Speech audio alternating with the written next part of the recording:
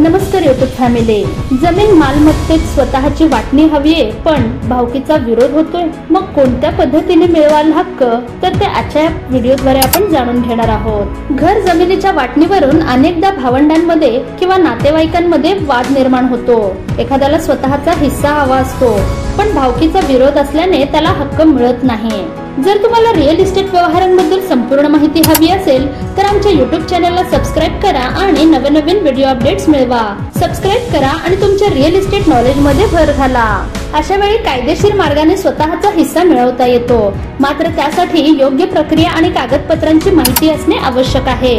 मालमत्ता तुमच्या हक्काची आहे का? सर्वप्रथम संबंधित मालमत्ता ही पूर्वजांकडून मिळालेली म्हणजे वंश परंपरागत आहे की स्वतः खरेदी केलेली म्हणजे स्वअर्जित आहे हे तपासावे लागेल। जर जमीन पोटजमीन पूर्वजांकडून वारशाने मिळालेली असेल तर त्यावर प्रत्येक वारसदाराचा कायदेशीर हक्क असतो। जर मालमत्ता वडिलांनी किंवा आईने स्वतः खरेदी केलेली असेल तर त्यांच्या निधनानंतर त्यांच्या सर्व वारसांना पत्नी, मुलं, मुली म्हणजे हक्क मिळतो।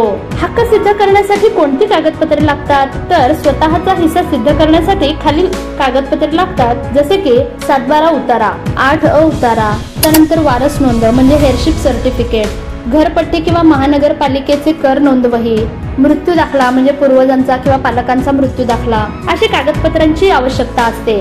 त्यानंतर वाटणीची प्रक्रिया काय आहे? तर परस्पर संमतीने वाटणी म्हणजे फॅमिली सेटलमेंट। सर्व भावंडांनी एकत्र येऊन आपापसात लेखी करार करून त्याची नोंदणी उपनिबंध कार्यालयात केली तर सर्वात सोपा मार्ग ठरतो। राजस्व विभागाकडे अर्ज। जर संमती होत नसेल तर जिल्हाधिकारी किंवा तहसील कार्यालयात वाटणीसाठी अर्ज करता येतो। महसूल अधिकारी पाहणी करून जमीन विभागून देतात। त्यानंतर न्यायालयीन प्रक्रिया। भावकी विरोध करत असेल तर आणि वाटणी होत नसेल तर नागरी न्यायालयात म्हणजे पार्टिशन सूट दाखल करावा लागतो। न्यायालय पुरावे पाहून प्रत्येक वारसाला योग्य हिस्सा देण्याचे आदेश देते। त्यानंतर महिलांचा हक्क। हिंदू उत्तराधिकार कायद्यानुसार हिंदू सक्सेशन ऍक्ट 2005 नंतरचा सुधारणा कायदा मुलींचा हिस्सा मुलांइतकाच आहे। त्यामुळे भावंडांनी विरोध केला तरीही मुलगी ही न्यायालयात दावा करू शकते। जमिनीच्या वाटणीच्या वेळी तज्ञ वकिलांचा सल्ला घेणे महत्त्वाचे ठरते। तसेच बनावट कागदपत्रांपासून सावध राहावे। जर मालमत्ता शेतीची असेल तर शेतीच्या कायद्यानुसारच विभागणी होते।